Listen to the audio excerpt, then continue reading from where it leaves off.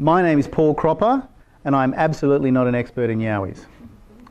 And I say that because I don't think there are actually any real experts in Yowies, but I'm really interested in Yowies and have been since probably about 1975, when I was 5 years old. No, 1975 when I was in kind of my early teens.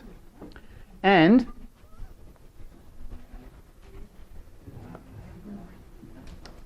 for those of you that don't have it, this was actually kind of the book that myself and Tony Healy put out on the subject in around 2007, which you can still get on Amazon, but it's kind of a bit tricky to get in print these days. I had an interest not only in Yowies, but in the full range of Australian mystery animals since I was a kid. You know, the big cats, the Tasmanian tigers, all of that stuff, I loved it. And back in '94, Tony and I put out a book called Out of the Shadows, Mystery Animals of Australia, which was kind of a collection of all those tales. Tigers, Yowies, everything. And on eBay, that's now going for over $200 US. So if you've got a copy, think about putting it on eBay.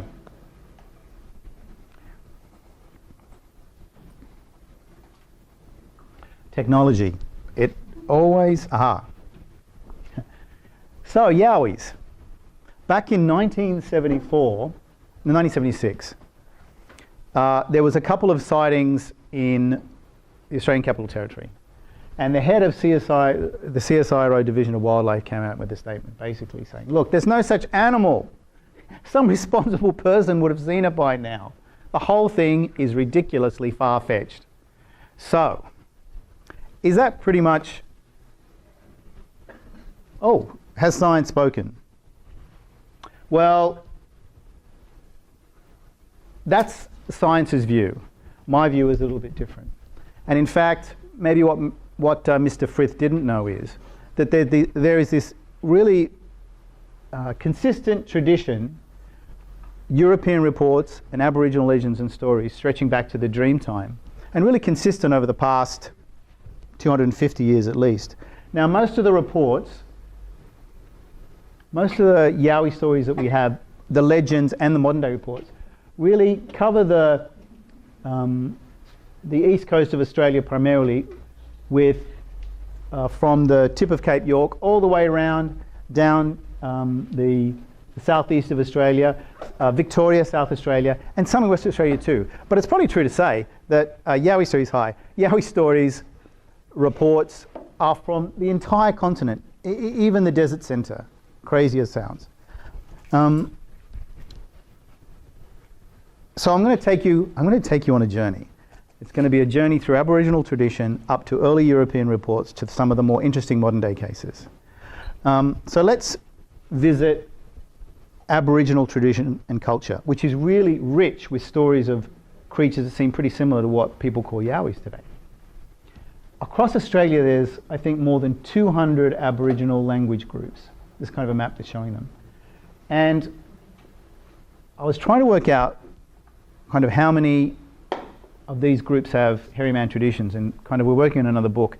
I'll probably do that exercise in full. But I would probably say that at least a quarter to a half of these stories have documented stories that relate to what they call the hairy man. This is a cave painting from Cape York. The Aboriginal groups in that area have traditions of something that they call the Quinkans. Now the Quinkans, if you ever put that into Google, you see these very strange creatures. They're kind of thin, elongated, really strange looking creatures that have no connection with Yowie whatsoever. However, one Quincan, which was Turramulli, was the giant Quincan, and he was described as being big, hairy. He had 3 toes on his feet and he had really long arms. This is a cave painting of Turramulli, and I'll probably just point to the fact that he's got kind of this big domed head and he's got really long arms. Now, Dick Ruffsey, an Aboriginal artist, did a children's book about Turramulli. Now, Turramulli here, this is the illustration he drew about Turramulli. Again, big, hairy, clawed feet, kind of interesting, but a big hairy creature with a big kind of domed head. Interesting. But the Quincan stories are not the only stories of these kind of hairy creatures. a Kumbangarai language group person in the 30s talked about something called the Yoroma. And the Yoroma, these were men of gigantic stature with their body covered with hair and having a large mouth, which enabled them to eat Aboriginals whole. And you can see that kind of rather strange representation of a Yoroma. Now the Yoromas, another interesting thing about the Yoromas was they would jump around and they would let out these incredible farts, as I remember from the description. So let's hope they're not around today. Particularly not when you're bushwalking. Okay, now here's Percy Mumbilla. He was a really well-known and quoted Yuin elder from the area, probably just kind of south of Sydney. We're talking about the Illawarra region. Anyway, back in the 50s, he talked about the Doolagal. Now, if you actually look, Doolagal is a very common name for Yowie-type creatures amongst Aboriginal language groups all down the south coast. And they talk about Doolagal. Different spellings. There's a number of different spellings. But he's saying it's a gorilla-like man. It has long, spindly legs. His forehead goes back from his eyebrows, and his head goes into his shoulders, no neck.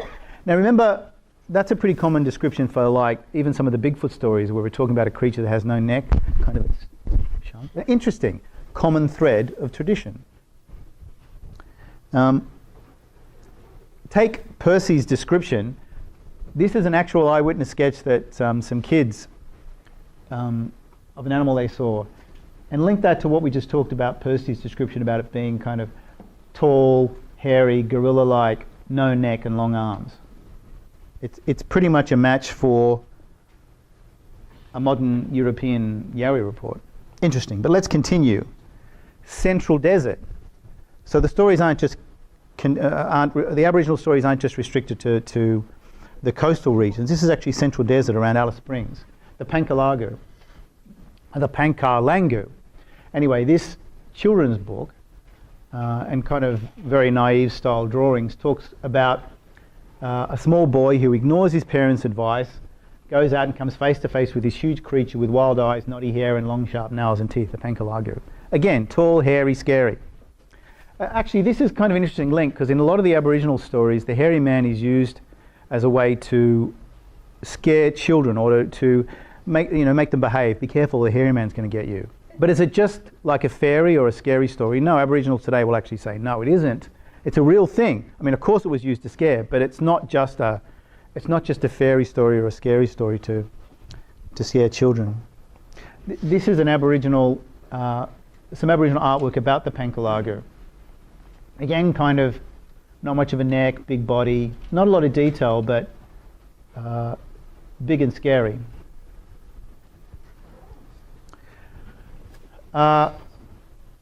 Remember we had the Aboriginal story from Percy about Doolagar?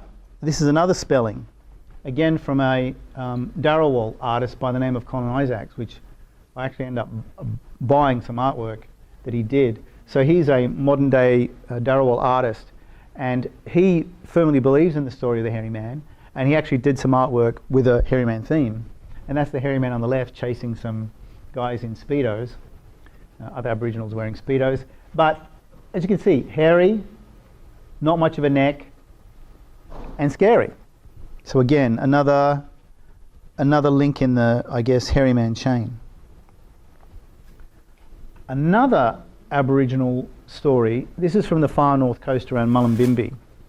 Now, in the Heritage Park at Mullumbimby, there's actually two Aboriginal stone, they're concentric circles made of stone. Now they weren't actually built by the Aboriginals at the park. They were built at another location. I think Fingal, I'd need to check out the facts on that one. But they were relocated to the park, seen as being important, relocated to the park. Now, at the time they were relocated, there were some questions asked about what was the meaning of these stones. And the local Aboriginal people said, in the dream time, the people of this area, so we're talking around sort of the Tweed, were driven for the lands from the mountain by the mountain people called the Yowies, and they were dispersed over the north coast. But two of the people, and the rings actually, the two rings represent the two people that fought this battle, reorganised them back together, and under their leadership they drove the Yowies away. So these rings commemorate that battle between the Aboriginals and the Yowie. And there are other stories, other Aboriginal stories about the battles between, there were actually kind of battles between Aboriginals and I'll talk a bit more about that in a second. Another legend, now this is actually from just outside Sydney. Mount Appin is just sort of pretty close to Campbelltown in southern Sydney. And in a park area, there was a legend that related to a tree. Now, when I actually got to the tree in the 2000s, it had actually just been knocked over by lightning, so it was dead. But this tree was supposedly trapping these Doolagars. Again, Doolagar, different spelling, different language group, but similar theme. So there was the Watanguri, were hairy men, and there were two different kinds. One was the Doolagar, giant hairy men, big tall ones, almost as big as trees, and the Karaitja were the little hairy men, about the same size as a milk carton. One of the other themes in Aboriginal mythology around these Yowie stories is the fact that there's big ones and there's little ones. Now, whether the little ones are actually kind of the small or the big ones is never clear. A lot of the Aboriginal legends say they're totally separate species. Little ones with a bunch of different names, and the big, tall, kind of giant ones. But interesting. Another hairy man painting from, I don't have a lot of background on this. I kind of have written some emails to the Land Council asking what the background is, but this is actually on an island off the Northern Territory, and it's got Aboriginals hunting what they call, it just says hairy man painting, but the hairy man is bigger than the Aboriginals hunting it. Again, not much of a neck, kind of big, solid body. I don't have a lot of background on it, so I can't spend too much time talking about it, but I'm just investigating it further. So I guess what I'm saying is long tradition, consistent tradition of big, tall, man-sized, two-legged, hairy creatures. Now the link, so two things. Are we all just talking mythology? Some Aboriginals are clear, this is not, it's part of our mythology, but it's also part of our reality. Now back in the 1870s, this Aboriginal guy, Black Harry Williams, that was his nickname, told a story in the 70s to a bunch of Europeans about something that happened to him back in the 1840s. He said he actually observed some Aboriginals killing one of these hairy men. He said this was actually the junction of the Yass River and the Murrumbidgee. The animal got into some clefts of rocks, and the blacks got torches to find out where it was hidden and then killed it. There were a good many blacks at the killing of it, and he saw two Aboriginals dragging it down the hill by its legs. It was like a black man but covered all over with grey hair. So, interesting connection. This is one of the first times I guess we see the link between Aboriginal stories about the hairy man and European awareness of those legends. And now I'm going to step you through, we're going to enter European culture. We've spent some time in Aboriginal culture. Let's talk about when did these stories first start emerging into European culture? Well, it was really early. In fact, in the 1790s in England, in the 1790s, printing was all about pamphlets. Not many books were in common circulation, but one of the kind of, I guess, the paperback of the day in England was these small pamphlets. And quite often the pamphlets were sensational stories, a little bit like our kind of tabloid rags now. So they weren't necessarily the truth, but they reflected, I guess, culture, thinking and ideas at the time. And one English handbill in 1790 talks about the capture of a gigantic wild man, a giant, from Botany Bay. Now, I'm not suggesting they actually caught a wild man. I guess what I'm suggesting is that probably reflected wild man type stories that were circulating at the time, both here and possibly back in England. I mean, it was a wild country, anything was possible here. Early in the 1840, in very early 1800s, 1802, another pamphlet appears in England, talks about, and this illustration appears sort of out of the blue in the manuscript without much background, but it talks about the den of the hairy wild man from Botany Bay. Again, probably just suggesting there were stories or thinking around wild men in Australia, in England, in the late 1700s and early 1800s. But if we're going to talk about when did people actually start saying they saw these things here, then you've probably got to skip over to now this is the 1840s. Again, he's talking about Alexander Harris wrote in An Emigrant Mechanic. Now, Harris was a little bit of a storyteller, so we have to take his story with a grain of salt. But he did talk about the Aboriginals, saying that in the area around Newcastle in New South Wales, that the Aboriginal will tell stories about the animal being haunted by a great tall animal like a man with his feet turned backwards, of much greater than the human stature and covered in hair and perpetually making a frightful noise as he walked alone. Interesting. So the Europeans are aware of the Aboriginal stories of that time. Harris, though, of course, this tale, a little questionable. He goes on to say, I've edited the piece, but he goes on to say he thinks the Aboriginal was just trying to scare him, which maybe scare people away, possibly. But if you want to go to the first story where a European actually says, I saw something myself, you only need to go a little bit further to July 1841. So this is a place called Mangrove Creek, which is sort of behind, just as before you get to Gosford in New South Wales. It's only an hour north of Sydney. Now, in the papers in 1841, there's a story about an animal being seen at Mangrove Creek. About midday, hearing a strange noise and the dogs barking violently. Dog reaction, common thread. Went out, and upon looking in the direction of the myrtle scrub, they observed a dark, hairy figure. From its height above the scrub, they conjectured it to be 8 feet. Against this figure, the rage of the dogs was directed. Dogs didn't like it. Another common thread. Being alarmed, the parties ran for a neighbour, who came back and found some strange tracks. Actually, they were hoof mark tracks, so they were saying in the article it could have been the devil.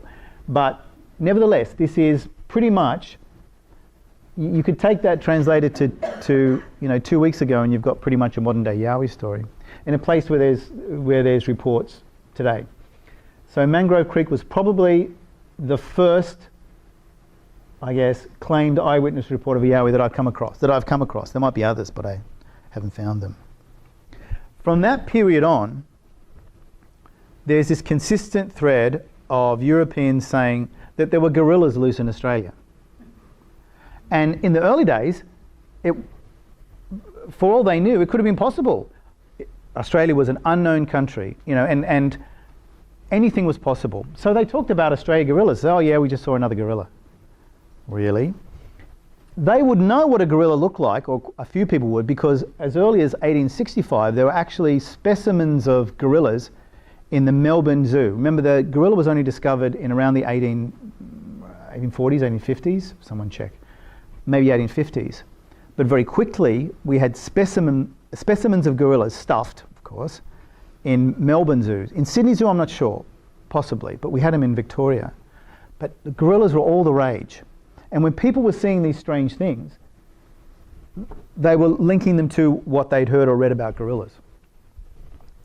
So people were seeing gorillas everywhere. William Telfer, in northern New South Wales in 1883, said, he wrote in a book called The Wallabadar Manuscript, which is a story of his kind of travels around.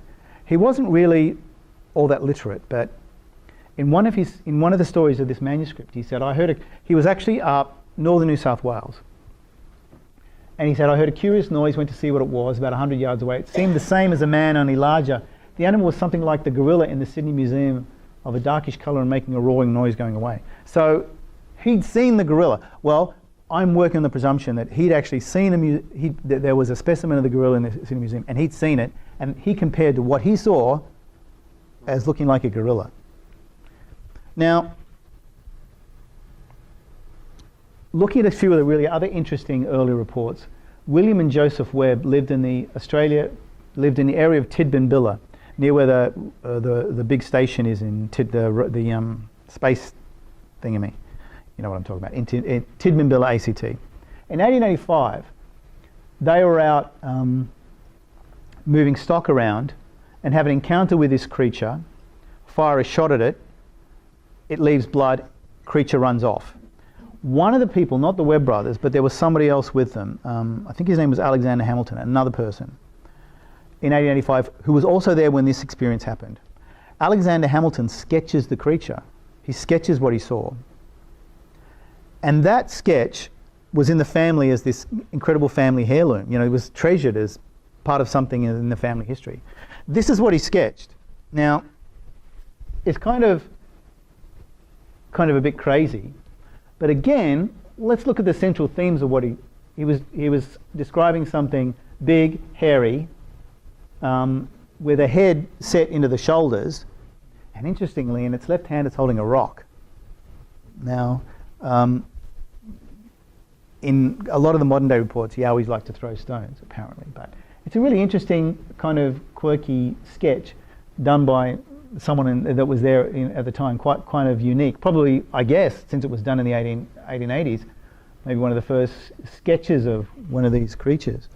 But another really interesting case happened here in Queensland at the Ennisley River in 1885. And there was a... Oh, I should do my prep better. Arthur wrote a book. If you check my Yowie book, you'll see the reference. He wrote a book about his adventures in... Actually, I think it was called Adventures in North Queensland. That's it. And Arthur was near the Ennisley River in northern Queensland. And he met a farmer who said that this farmer had been bothered by something that was coming in, I think it was killing his animals as I remember, making a howling noise. And so Arthur decides to find out what the animal is that's bothering this farmer. And he gets up in a tree with a revolver waiting for it to come. Well, what ends up coming into the farm is this very tall creature walking on two legs.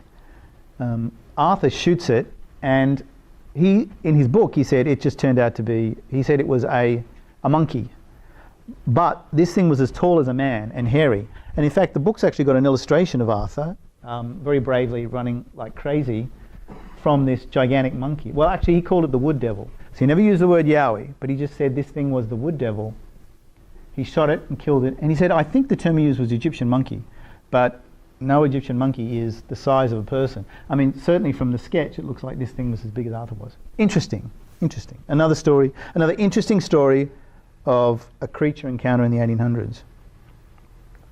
There's another story of a guy killing one of these things from Braidwood in 1893, Arthur Marin. So he's a cordial manufacturer. He's riding along the Cooma Road and encounters this animal which jumps up on a bank by the road. Now I think he had a whip in his hand. He kills the animal and it's sort of laid out in front of him. But the description that he gives it almost makes it sound like it was a giant wombat. I think he said it was only like 4 foot high. Anyway, this is Arthur here. So it's not a really great story because the body ends up disappearing, and it sounds a little bit more like a tall tale to me than anything else. But yeah, the description he gave was that it was kind of a little hairy thing rather than kind of a big man-sized hairy creature. But an interesting story anyway from 1895. Charles Harper was a surveyor who did a lot of work on the New South Wales south coast. And in around, so very well-known guy. In 1912, whilst he was doing some surveying work with a party of people, there was a fire, and suddenly this creature comes out and is visible in the firelight. And he said it was big stomach, hairy, and he kind of was using gorilla type descriptions. Now in the Sydney Sun, which ran the story about his encounter, it has the silliest picture you've probably ever seen. The Bombala anthropoid. So this was done by a Sun artist on the basis of Charles's description. But again, check out the things that common thread. Really long arms, no neck, big, heavy, and gigantic, and big feet. So, although it's kind of humorous, he has got, I guess, he's captured some of those common threads that go through these stories. Now, there's kind of a line with a lot of people who are very skeptical about Yowie stories, who say pretty much all of the stories that I just told you, all of them, relate more to wild people. You know, people actually in those days who went bush, wild men. Here's a case of a wild man near Cessnock. And really, if you go onto the old newspaper stories and do a search, say, on the National Library digital newspaper trove, and put the terms wild man in and do a search on it, you'll find hundreds of these stories. There were always lots of stories of people that have gone bush in all parts of Australia. But do they account for what people are seeing? Do they account for the stories that I just went through, particularly where people were saying they saw gorillas? I don't think so. I think it's completely different. And let's go back to that sketch. Does that really look like a wild guy to you? No. And let's go to a case from Inverell in 1882. So these guys are out fishing.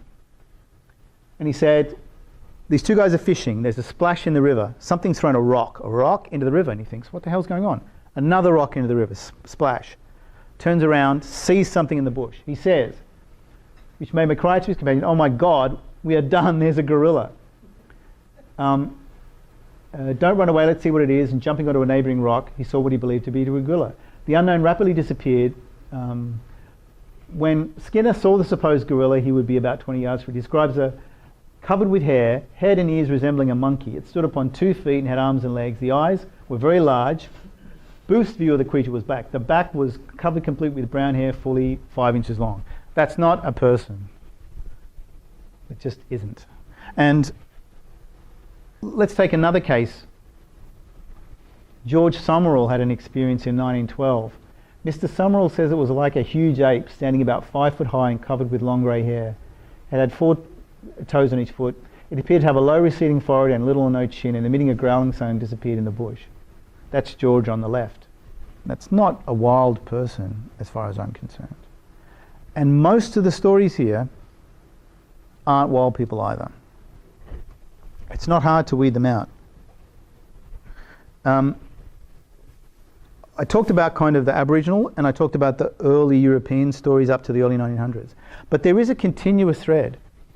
When we were writing a book about the Yowie, I met Clive Shepherdson, who encountered a Yowie type creature in 1938 and 39. When we talked to him, which would have been in the 90s or early noughties, he just said, you know, I'm really glad I can finally talk to somebody about this, because I kept this to myself since that time. And I'm sure there's a lot of other people like Clyde Shepherdson who maybe never got the chance to tell anybody. So let's move up to now, the exciting time. I'm not going to throw a lot of stories at you, but I'm going to take you through some key things and a couple of really, really interesting modern day reports. Rex, good old Rex. In 1975, Rex Gilroy, who lived in the Blue Mountains of New South Wales at the time, put a couple of newspaper items, one was in People magazine I think, and some newspaper things, saying he was hunting the Yowie. At that time, nobody knew what the hell he was talking about, because the word Yowie wasn't really in popular circulation. Thank you. If I'm short of a word, feel free to throw it in. That was exactly the right word. It wasn't. Nobody knew about Yowies before 1975. Remember, the Europeans were talking about hairy, the Aboriginals were talking in a range of names, and hairy man, and even the Europeans were talking about hairy men as well. Nobody used the term Yowie. There's a kind of a question about the origin of the term Yowie itself. It does appear like it was used as a term relating to Yowie type creatures, but it was Rex that popularised it, right? He put it in some newspaper, and since then that's become the recognised term.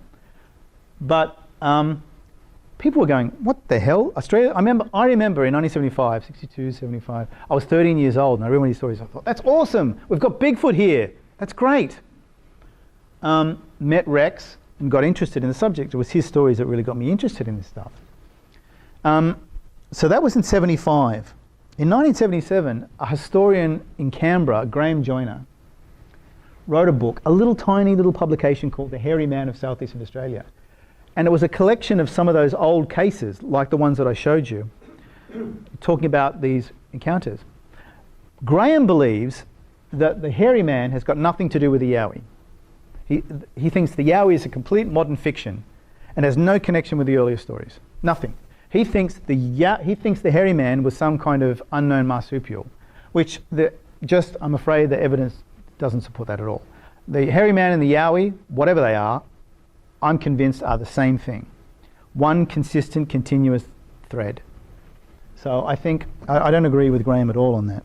But it was interesting when he put his book together, and I got a copy of it, I remember thinking, wow, there's a history of these things. It's not just, it's not just something that Rex invented. God bless Dean Harrison. So, in the late 90s, Dean, who was a bit of an enthusiast and had some experience himself around the Gold Coast where he was living, set up a website called Australian Yowie Hunters. And he's got a Facebook page now. because of that page, suddenly there was a place when people who had an experience could get on the net, do a search, they'd come up with his website and they'd send an email in. Now, I met Dean back in the mid-90s. It wasn't long after he'd started his website. And since then, every time somebody got in contact with him, he would simply pass it on to me. He doesn't even talk to them, just to me. And I interview and just go, and we'll talk to the people. So far, I've probably talked to 200 people. On Dean's YouTube channel, he's got roughly 150. Now, all of the people that I talk to, that's me interviewing them on his web channel. They're all real, and I think the majority are genuine. But, so without his website, they would have probably had nowhere to go to talk to. And through that website, there's been some really interesting cases come up. I'm going to show you a clip. This was one case from a place called Mount George, which is it's near Wingham. Kind of Newcastle, head inland a little bit in New South Wales. It was a really interesting case. 2 witnesses. I'm going to show you the news report from the NBN Newcastle news coverage, if it plays properly. And Alana Garnett were driving along Nowadock Road near Mount George last Friday night when they say they saw something odd by the roadside. What do you think it was? What do you believe you saw? Bigfoot, Yowie. Yes. Something big, black and hairy, yeah, that's exactly what it was. This had wide shoals, at least 3 foot, 6 to 4 foot wide, and was a little bit hunched over. Startled and frightened, the pair didn't stop to take a closer look. So we drove onto the top of the hill, and I had my mobile phone with me, and I said, let's go back and get a photo. But honestly, we were too scared. Faye did return to the area the next day, where she says she found what could have been a 3-toed footprint in a dry gully. Over the years, there have been reports of a large, hairy, man-like creature stalking the upper reaches of the Manning Valley. And this new sighting has attracted interest from Yowie hunters. While the friends acknowledge it may not be an easy story for people to believe, they are adamant about what they saw. It was not imagination. The people are saying I was on drugs, I was drinking, no way. What we've seen is what we've seen. They didn't see it. We've seen it, and we believe what we've seen. Christy Pritchard, NBN News. So that was a really kind of impressive case because, I mean, these 2 ladies, Faye and Lana, no interest in Yowies previously, nothing. Lived in Wingham, were on their way, I think, to deliver just some pumpkins to a farm and come across this thing. Now, both of them saw it and both of them were adamant that, that it wasn't imagination, a kangaroo or anything. And even just little details, when they drew the sketch, they said, as they went by, the wind blew some of the hair off up on this thing's shoulder, it flicked up.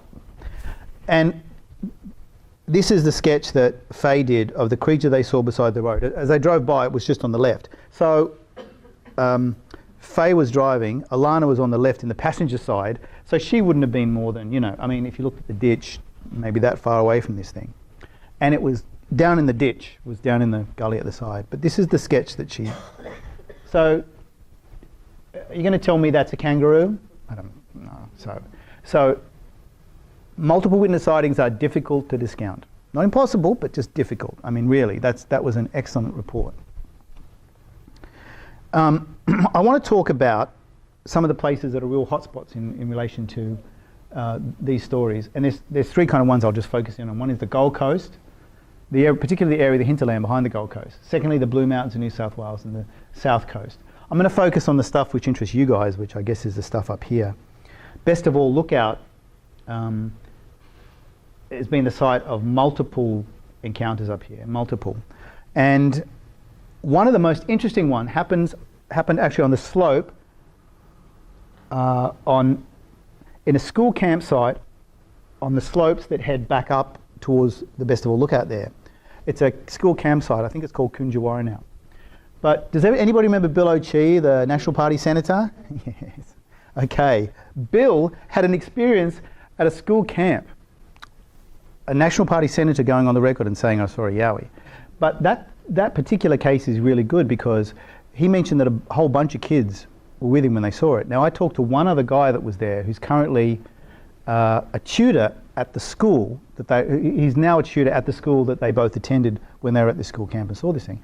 His name's Craig Jackson, and Craig goes, yep, Bill's right, we saw this thing, we weren't joking, it wasn't a joke, it was real, and we saw it. So multiple witnesses and a senator saying they saw it. Again, a difficult eyewitness report to simply discount. So the other little case I want to talk about I think is really interesting because it's a link between Aboriginal culture and European reports. Everybody know where Fingal is? Yep. That little headland just opposite, I think down from Tweed Heads. It's a peninsula of land that stretches for about 8 k's. So you come in and you go back up. I don't know if they still are sand mining at the top, but there were. I think they're still sand mining at the end of the tip of the peninsula. But there's an Aboriginal community that lives on Fingal. If you go past the kind of small township, it's only a few houses. Go up a bit further, there's an Aboriginal community located there. And when they were doing the sand mining, they did they did a review of Aboriginal traditions relating to Fingal. And there's a tradition of a hairy man living on Fingal. Now, this hairy man, someone who actually got in touch with us after we did the book, before we did the book. Part of that Aboriginal population, which are the Gudjingburra, Kyle Slab got in touch quietly with us, and he told about the Aboriginal legend on Fingal Peninsula. Now, Kyle said there's a cave there. You can't actually see the entrance, and it's kind of been blocked up. But he said there's a cave there that everyone knew was the Hairy Man Cave, because when that tribe used to go up into the mountains, the cooler mountains, I think in summertime, they would leave Fingal and go up into the mountains. They would leave their things and possessions and belongings in the cave, and the hairy man would look after it, which is kind of an interesting hairy man legend. But Kyle was clear. He said, this is not just mythology, because my family used to tell me the hairy man lives, and family had seen the hairy man, possibly one hairy man, that lived in the bush on the peninsula, a very small amount of bush, a tiny patch of bush. But in 1994, Kyle saw it himself with a bunch of friends. That's the road that goes up the centre of Fingal. And Kyle said, I think he'd been 13 years old, and as he's walking along one afternoon, he'd seen this creature sitting beside the road. Now, Kyle was sitting there how he saw this thing sitting, and he and his friends went up to it very close. They couldn't believe it, and it's just sitting there. And it looked as if it was just, its eyes were down. And then Kyle said, it just looked up at them. That was it. They screamed and ran. Now, as you would. This is the sketch that Kyle drew of the thing that was sitting by the road there. So, an Aboriginal tradition, a modern day report from an Aboriginal saying this was real. And before the book, independently of Kyle, a man who grew up in Heads, in South Tweed Heads, Paul Cronk, who is now an environmental scientist, said, back in 1977, where the expressway is in South Tweed now, was a lot of bush, and he used to go and play there. And he said he'd seen this creature coming down a hill, and he and his mate had run off terrified. And this took place only maybe a kilometre or two as the crow flies across from where Kyle had his experience in early 1990. Now, that was the sketch that Paul drew of this giant hairy thing that he'd seen. So these two reports, a few kilometres apart, totally independent, Aboriginal tradition, intriguing, interesting. So, all of those stories are great, but what actual evidence? If we're considering Yowies to be flesh, blood, primates, wouldn't you expect evidence, and what evidence do you have? Okay, not much. If you really look honestly, no bodies, no bones, no DNA. All you have is eyewitness testimony some footprints, and I'm going to talk about footprints, they're not consistent at all. Some strange sounds in the night. I get lots of stories of strange sounds in the night. 9 out of 10 turn out to be foxes, or dingoes or dogs. Tree bites, cockatoos, possibly, very questionable. Sticks and markers, I've seen them. Again, I've never heard anyone saying Yowies do it. Never seen anyone. No one's ever claimed they've seen someone a Yowie doing any of this. Again, questionable. And nests. On a couple of occasions, some good eyewitnesses have actually described finding what looks like a primate nest made of grass in pretty remote areas. But again, did a human make it or not? Let's talk about footprints. Footprints like this. This is a footprint taken from Canungra, Queensland, so it's huge. But is it a footprint or is it a double? Is it an overlap? Is this section an overlap to the top? Are those toes? There's only one picture. We don't know. Looking at the width of the toes on the top, it would be consistent with being one print though. Yes, but why is there a narrow part here? Why does it narrow down like that? Well, our feet do that too. True. One print though. Okay, let's say that's the Yowie print. Is it consistent with the other ones that we have? Let's go. Let's look through a couple of other prints. This one was taken from Springbrook, from Andre. Again, one print, one cask. It's just difficult to say. Let me go on a little bit further and I'll give... Last year, here's why footprints are kind of difficult in my mind. Sorry, bad picture. In Kempsey last year, I got a call from a guy who said he just found some really strange footprints on the back of his property. Now, this is actually at Baranganyati. So that's about 20 k's north of Kempsey. The back of his property was a new extension of the freeway going to Brisbane. A1, M1, something 1, F1, something 1. So it was an unopened area of highway. It had been fenced off on both sides, but as yet wasn't carrying traffic, so his property bordered it. Anyway, he's walking down, he just used to walk the edge of the fenced area of the highway because just to see how the highway development's going. He just was interested, was with his dog, and his dog takes off, goes down the hill, comes down to this mound of dirt and starts getting very agitated. He thought, oh, that's interesting. As he walks up, and I'm sorry you can't see it, but he saw the fence, this is that cyclone steel mesh, had actually been bent down at one point, just next to this mound of dirt. And then as he gets closer, he notices on the mound of dirt are a number of human-like footprints. And it's really quite heavy. He was 130 kilos and he couldn't make an impression as deep as this.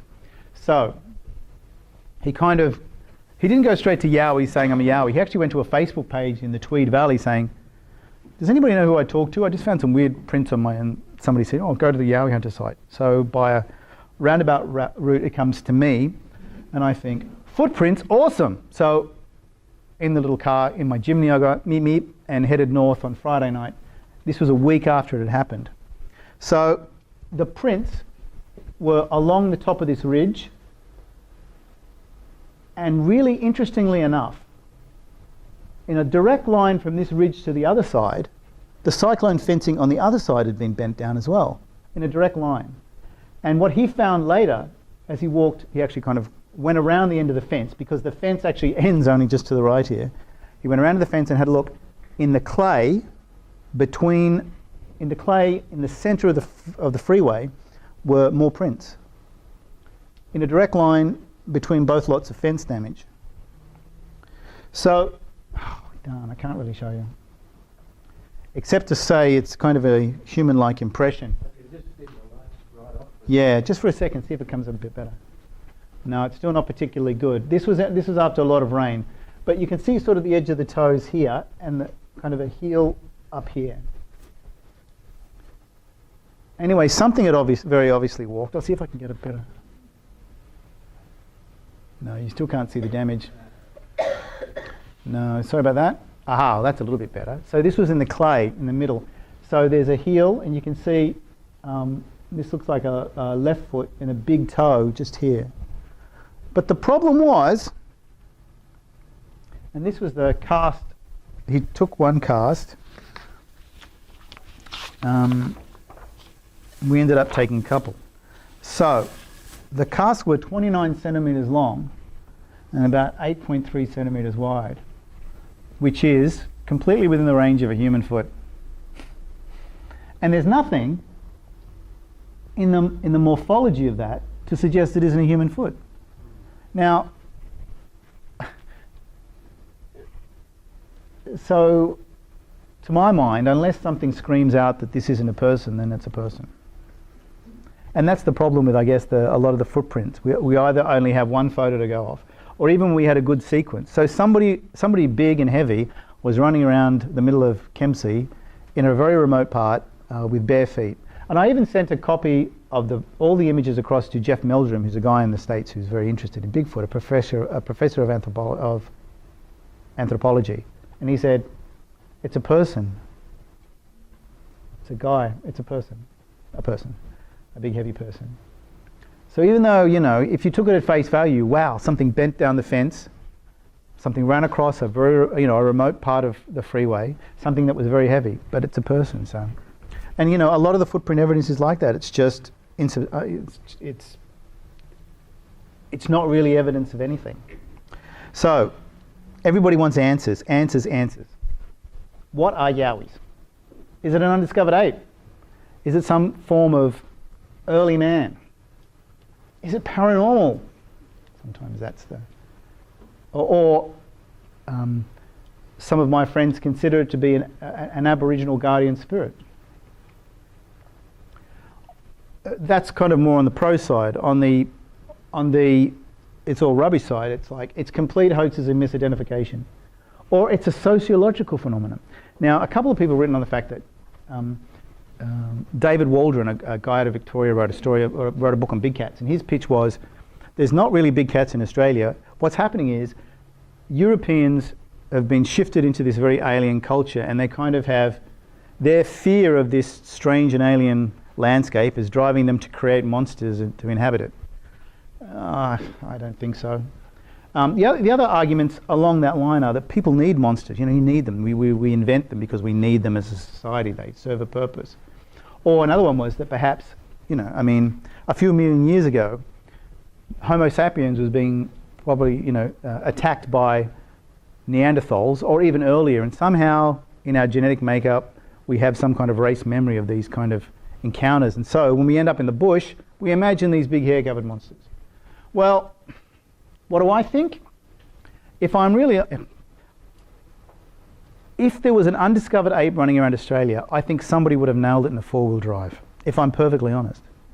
The fact that someone hasn't, the fact that we don't have a body or DNA, is highly suggestive to me.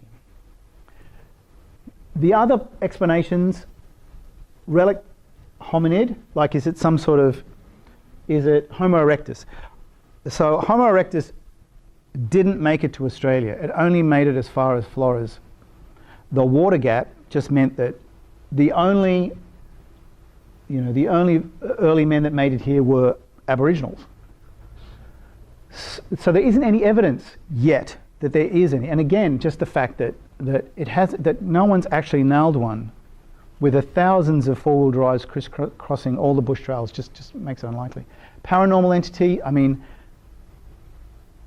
that just doesn't seem to be much of an explanation to me. Although certainly a lot of elements of the Aboriginal stories attribute supernatural powers to Yowies. But how can you prove that? It's very difficult. Aboriginal guardian spirit, again, I don't know. If I was going to sum up what I think, I'd probably go to the next slide. And I'd say the Yowie phenomenon is real. All these experiences mean something, and I think they're important. And I think the Aboriginal experiences and the European experiences are the same thing. And this thing, whatever it is, whatever its underlying explanation, and at the moment, I just don't think there's enough data to make a call one way or the other. They've been a part of our cultural landscape for a long time, and I think they continue, and they absolutely will continue to be. part of our landscape. Maybe this mystery will never be solved. I don't expect it to be solved in my lifetime. But for those people that say it's hoax, mistaken identity, joke, or people are just wrong, that's completely mistaken. There's something very subtle and sophisticated going on here, and it has been for a long time. And to write it off as a joke or a hoax is just mistaken. It's wrong. But it's really interesting, and about 3 times a month, I get an email from AYR saying, "Hi, I just want to share this experience with you." And I still get a buzz when I talk to people about these encounters. If you ever listen to any of the audio tapes that we've done on YouTube, on the AYR channel, just listen to people's, listen to the emotion in their voice often when they're talking about these experiences. So, emotion isn't necessarily a good judge as to whether the event happened or not, but to me it's an indicator. And I just get the feeling when I'm talking to people, and have for the last 20 years, that I'm talking to people that are having genuine experiences. What the nature of that experience is, well, you have to find out. And that's, for me, that's what keeps me interested. It's just fascinating. So that's the end of my talk. Very good. Thank you. Questions from the floor. There's not one consistent Aboriginal view, of course, because the culture varies between different language groups. But definitely, when it comes to the hairy man, it was like there was a view in a lot of the stories about you see the hairy man because you're being disrespectful. There was that guardian spirit element. You go in the bush and you would be disrespectful, then you're probably going to see, then a hairy man's going to come to you and probably try and sort you out. So there's that view of them being kind of benevolent, protecting kind of spirit. But some Aboriginal traditions say they were there before the first Aboriginal. They were like a separate tribe of people, they have their own language, and they were there before the first Aboriginals arrived. Dean talks about being rough and tumbled by one, and sort of showed bruises that he felt was caused by kind of in the dark a Yowie roughing him over. A lot of quite a few of the stories, people are really scared because it was like you were sort of saying, but they're like how a gorilla will bluff. It seems a lot of the behaviours people describe are like that kind of bluff. No one ever being hurt, but like, thumping and stomping or shaking trees, like gorilla displays in a way. Or, some people say, I heard it coming through the bush and it was like thumping. But, well, they're like territorial. It looks like, or the stories appear to be describing like territorial displays. Whether they are, but that's what it sounds like. Oh, the interdimensional Yowie. I don't know. It's hard to prove. How did you? I don't know how you could put stock in it. Only in the sense of, I'm not saying it's wrong, but you could never prove it. I mean, you can't prove. Maybe Yowies can't be proved at all ever. Maybe that's the thing. But my co-author Tony, he really believes strongly in kind of the paranormal element to Yowie, Yowie, like it is somehow paranormal. It's connected to all other paranormal stuff, and Tony believes quite strongly. And if you look at the evidence in a certain way, nobody's caught one whenever. Nobody's ever run one over, but people keep seeing them and they have these. And in some of the stories do have some really strange elements, there's no question. Then you can take that view. But just as equally, you could say that all of the stuff we just heard is proof that this is a sociological thing. This is purely it's a kind of mass hysteria, in a way. Not paranormal, but just invented. This is people creating this kind of. It's just people's minds. And remember, the fact that people see these things, not just in Australia, but pretty much in every, even in Great Britain now, they're saying that there's kind of Bigfoot stories. How can it all be? And how can it be, again, Tony might say, well, that proves it's paranormal, don't you see?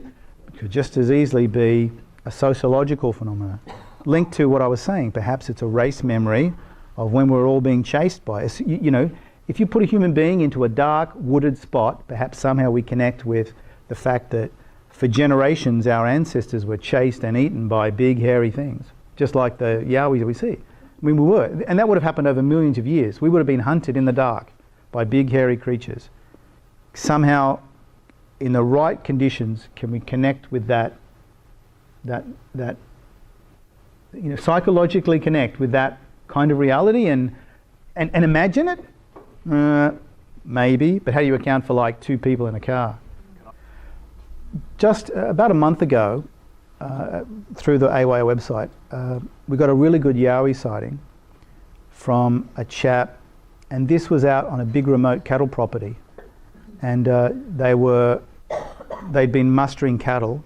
It was a group of them, a group of stockmen, European, and some Aboriginal people, and there was a dog amongst the group. The dog takes off into some lightly scrubbed area and starts howling. They all look around because they're having dinner, and in the scrub, towering over the dog, was this big hairy creature, your classic Yowie. Everybody at the camp saw it. This guy was a really, really good witness. And I talked to him for a while, and he said, I'd seen it, and so that was really good. Tony talks to him a little bit later and asked a couple of questions that I didn't ask. And he said, the Aboriginal guys in the camp, when this thing takes off, because the dog actually died of heart attack. One dead dog. It was so scared it died. And he said, we went over the dog, and the Aboriginals in the group were very excited. They were saying, Junjari, which was actually the name for the little ones, but they were saying it was a Junjari. But this was a person size. This was about 5 foot. And they were really excited. And they track it. Except he said, and I didn't ask the question, but Tony did, he said, they tracked it, the tracks went for a while and then stopped dead. No more tracks. So, Tony, it's paranormal, Paul. I said, maybe. Interesting. But those kind of things do come up in this. Oh, you take a Yowie story, you can transport it to North America. Except, the North American ones seem a bit bigger than ours. I mean, you're talking eight and bigger, but these ones are much more kind of man-sized. But yeah, the stories are almost identical. Rock-throwing Yowies, howling Bigfoot, they're very similar. Now, is that argument for it being some kind of psychological or sociological thing, or paranormal, or what? Why hasn't anyone caught any in Nepal, in any of the places we've been seen? It makes you think. Now, I'm going to take a break, and if you want to head into the true paranormal, stick around. My next talk is going to be shorter, so you don't have to suffer as long. But I'm going to take you through something more bizarre than Yowies, which is Poltergeist, my other interest. What time, sir? In fact, I just remember one time somebody wrote about me. How can you take this guy seriously? Because this was about the Poltergeist book. How can you take this guy seriously? He writes about Yowies. Well, I write about stuff that interests me. In fact, like somebody, like if you actually were going to put a label on me, I guess it would be a Fortean writer. Charles Fort was an English guy who used to collect. He loved collecting mysteries, stories about unusual happenings, unusual phenomena, strange stuff. And he would clip things out of the newspaper, and he wrote a couple of books on the subject. And so people who are kind of, I guess, maybe collectors of the strange, unusual, mysterious, who sometimes call themselves Forteans. That's how I see myself. I'm kind of interested. I got very interested as a kid in Yowies. Do you want to know how I got interested? Scooby-Doo. Raggy. Scooby-Doo. Yeah, it was Scooby-Doo. It was definitely Scooby-Doo. Scooby would chase after these strange things, and that kind of propelled my interest into strange things generally. And for a long time I was doing research into mystery animals in Australia. It just intrigued and fascinated me. Did a book on that, and then I got interested in poltergeists. And I got interested in poltergeists because in 1998 I'd written some articles from a UK magazine called Fortean Times. Fortean Times is about strange phenomena. It sometimes appears in the newsstands here. It's a really good magazine. Good articles about strange stuff written by people who aren't crazy. So I was preparing an article on Australian poltergeist cases. This was just a historical review on a few classic cases. So we're just writing that. When suddenly, on the radio comes a story of a poltergeist outbreak at a place in the Northern Territory by the fantastic name of Humpty Doo, which colloquially actually means everything turned upside down. What a perfect place for a poltergeist. So, and it was there that some really strange stuff happened to me, which I'll talk about after I talk about a few major kind of Australian cases. But before I talk about the Australian cases, and before I talk about, at quite a long length, about Humpty 2. Oh, by the way, I was only kidding about keeping it short. I'm afraid I can't ever keep it short. So I'm going to take you again on a bit of a journey through what poltergeists are, what little we know about them, some really interesting Australian stories that I turned up and investigated, and one that I was actually a part of. So, cue the music. There's no music. What's a poltergeist? Well, nobody knows. But basically, poltergeists are what they do. So, and sometimes they make the text go a bit wobbly too. So, we're talking about events where things suddenly spontaneously move without anyone being obviously there throwing stuff. We're talking, and interestingly, for some reason, in a lot of these cases, it involves stone throwing. Stones are a key part of this. I'll explain a bit further. But often when they're thrown, it's not like they're thrown and they sort of lob over. They often move in strange trajectories that appear to defy physics. Very odd. We're also talking about rappings and poundings on the wall. Come in. Thumpings. And in a few cases that I'll take you through that I've been involved in, mysterious fires. When I say that, I'm talking about dozens, sometimes even hundreds of fires breaking out in a house at once over a very short period of time, and without anyone being able to determine what the cause was.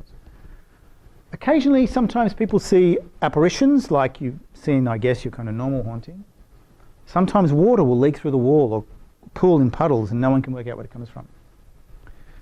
Poltergeists also seem to have this extreme reaction to religious figures or to religious objects. In a lot of the cases, if you bring in a minister or a priest or an imam, things get worse.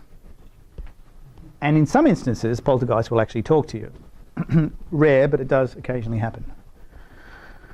So what's the difference between a poltergeist and just a normal haunted house? Well, there's a couple of big differences. Really, poltergeists are active. Things actually move about. Things happen. You know, objects are moved, transported. They also seem to be kind of very there's a sense of mischievousness there. It's also linked to people. This is probably the biggest point, right? A poltergeist, from what I can see and from the literature, seems to be about people, whereas a haunting is about a place. The other thing about poltergeist is it's kind of relatively short term. A lot of poltergeist cases only go for a couple of weeks, a couple of months. There's a few that go on for longer than that, and I'll talk about them.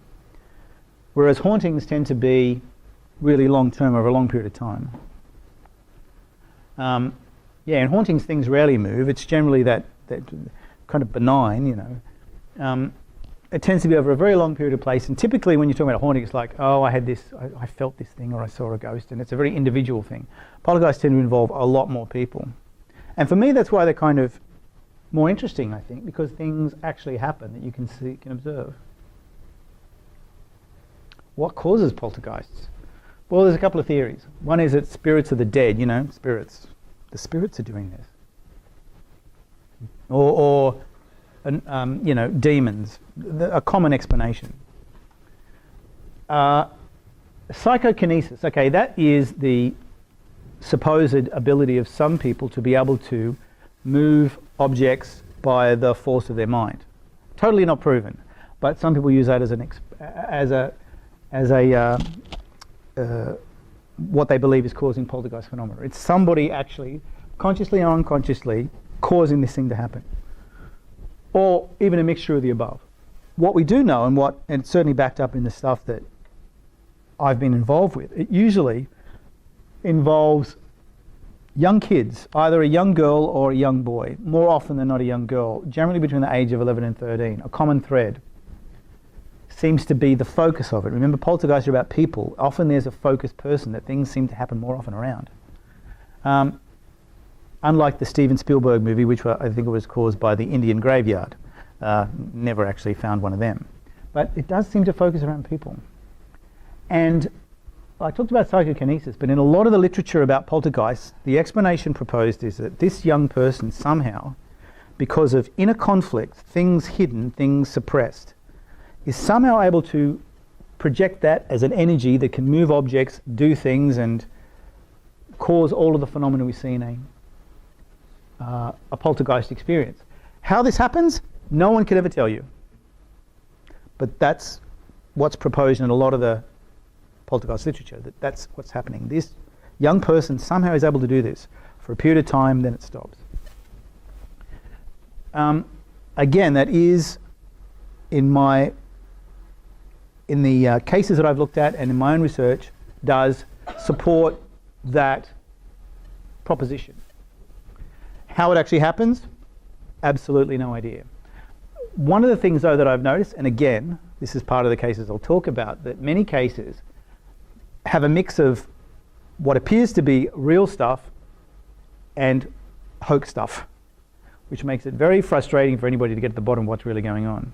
Because as soon as somebody fakes something, then everybody goes, they faked that, everything else is written off. An understandably skeptical reaction, but unfortunately, in my experience too, some of the stuff is impossible to fake, but some of the stuff is faked. And you can understand that what happens in a lot of the cases is weird stuff starts happening. People start coming to see the weird stuff happen. Sometimes weird stuff happens, and sometimes it doesn't. And when it doesn't, there's a pressure on everybody for something to happen. Do it, do it, do it. And I guess, particularly since we're talking about young kids sometimes being at the center of this, there's pressure, pressure, pressure. You're liars, you're liars. Originally, stuff did happen. Now there's pressure for more stuff to happen.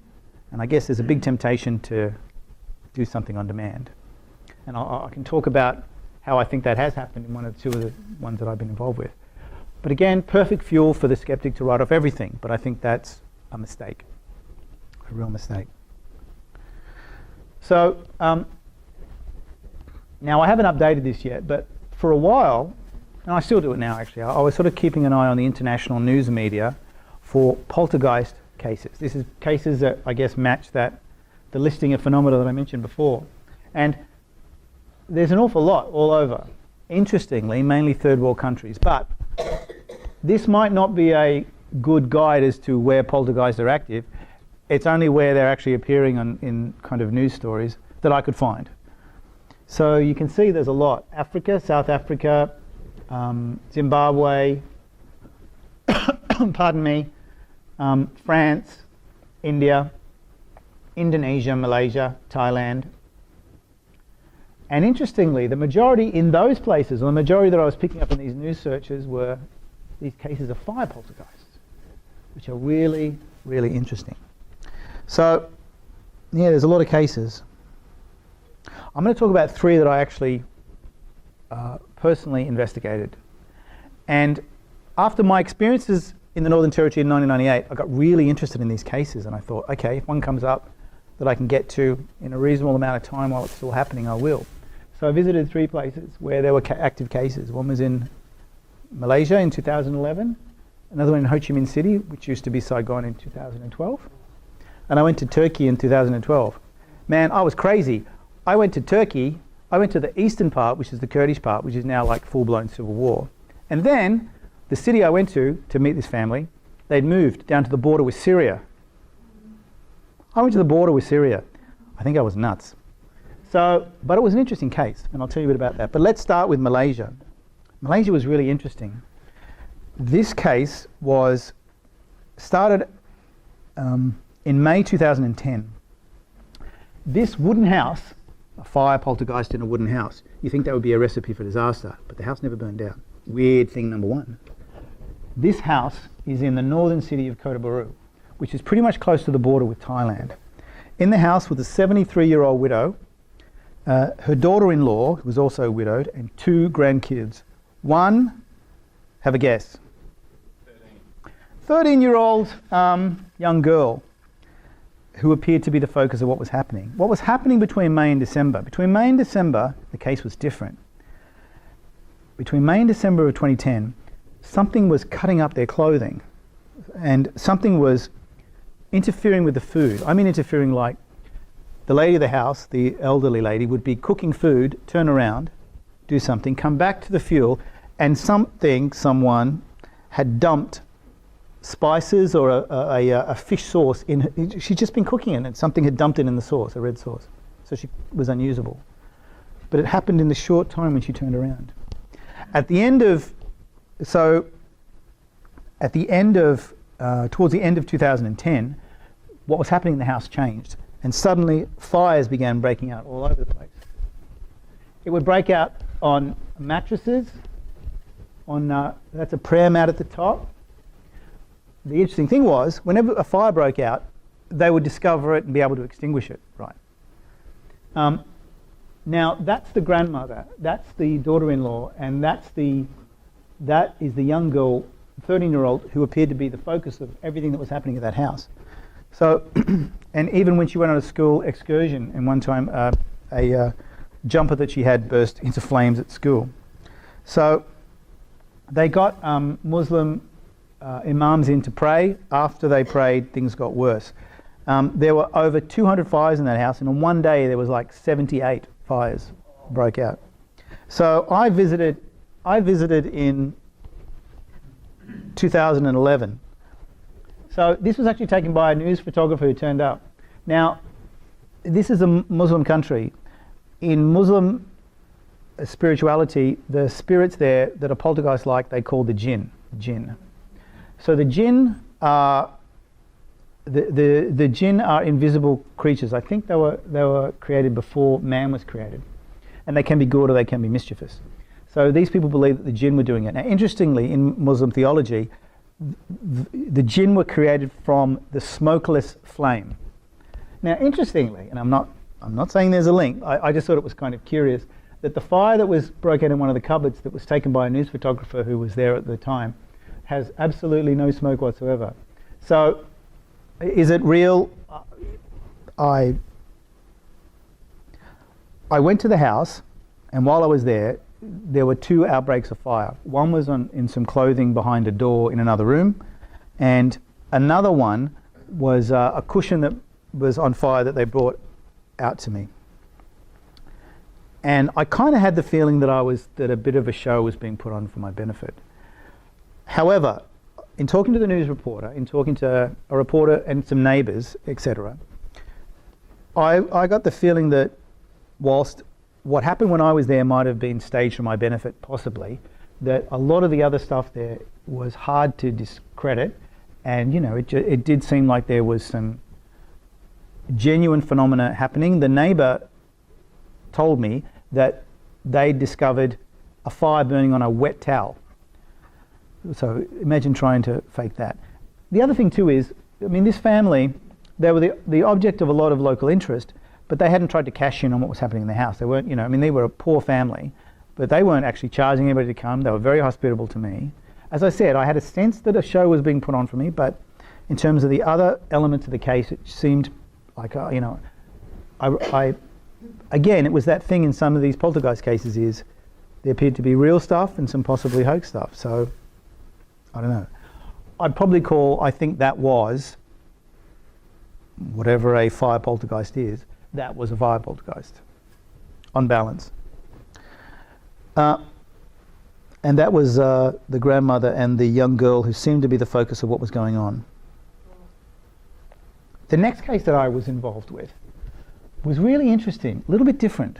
Remember in the first case, and another case I'll talk about in Turkey, there was other poltergeist phenomena as well as fires. In this case, it was all fires, and this was a upper middle class area in Ho Chi Minh City. Family, the father he was a senior executive in Vietnam Airlines. So this was not a poor family, this was a wealthy family. A wealthy family by any standards, I think. And starting in early 2012, this is a 3-story house, father, mother, 4 children. And again, 11-year-old girl this time. Gotcha. 11-year-old girl. So, have a look at this is a media report, and I'm just going to, I'll turn down the... Can anyone speak Vietnamese?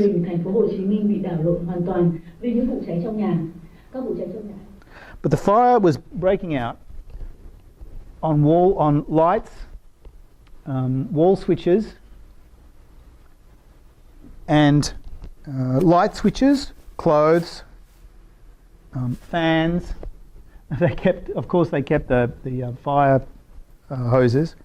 Over 100 outbreaks.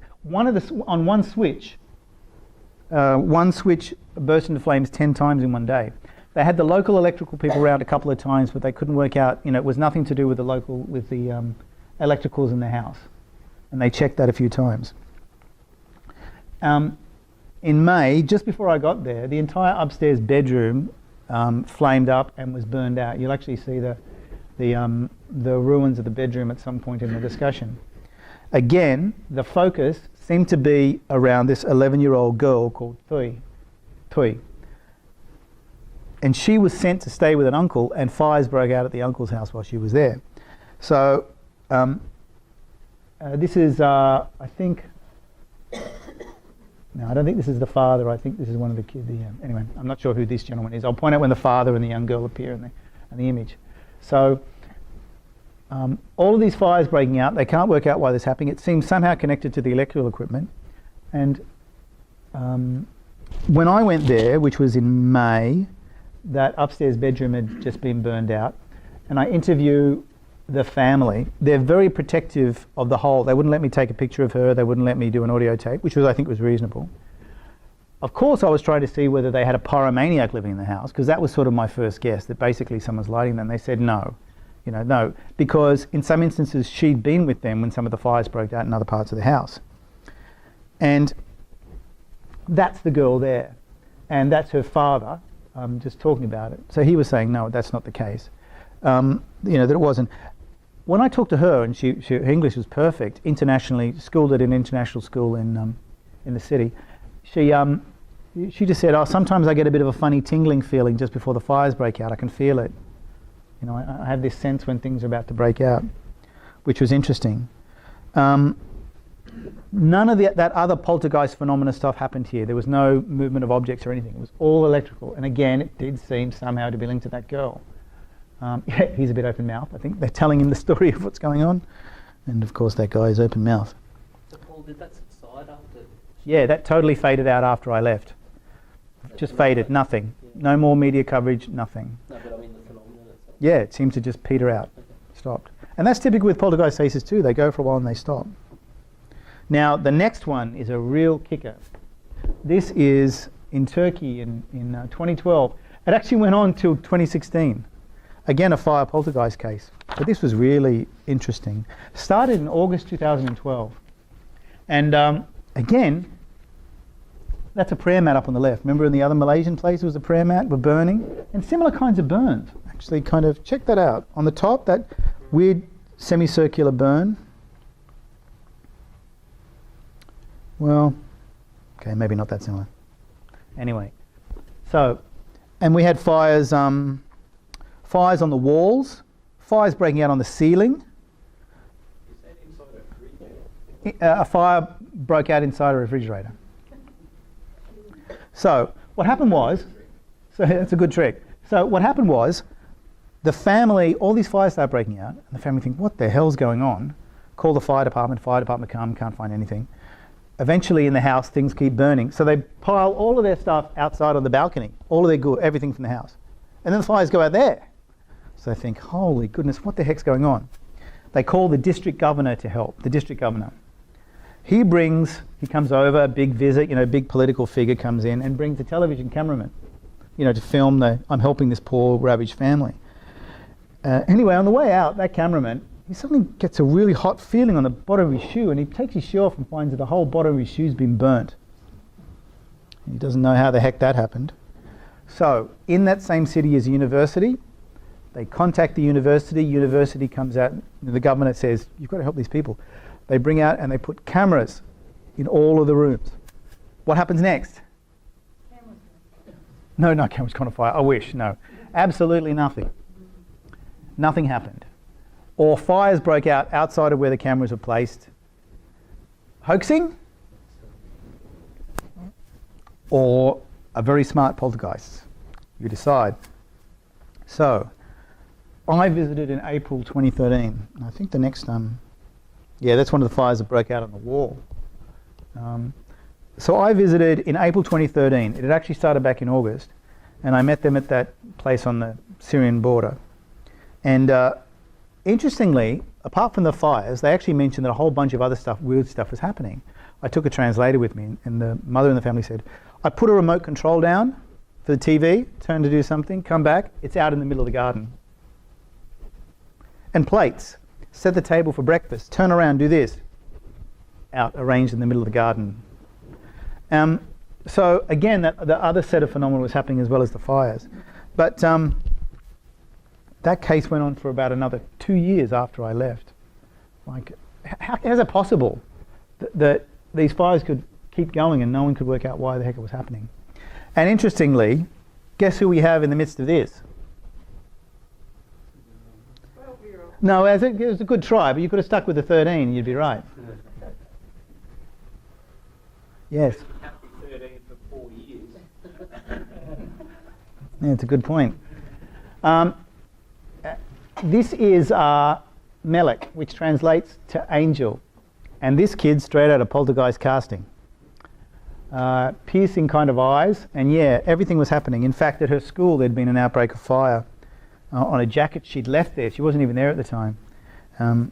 But again, everything seemed to focus around her, although at one point it wasn't actually caused by her, because at one time she was sent away and the fire still happened at the house. But it did seem again like that consistent thread about, they all felt, the family felt that somehow she was the focus of what was happening. Melek, yeah, which translates to angel. Okay, look, let's take a break from overseas for a bit and come back to Australia. Please. Yeah, please. Enough of the fires already. Let's talk about some good Australian poltergeists.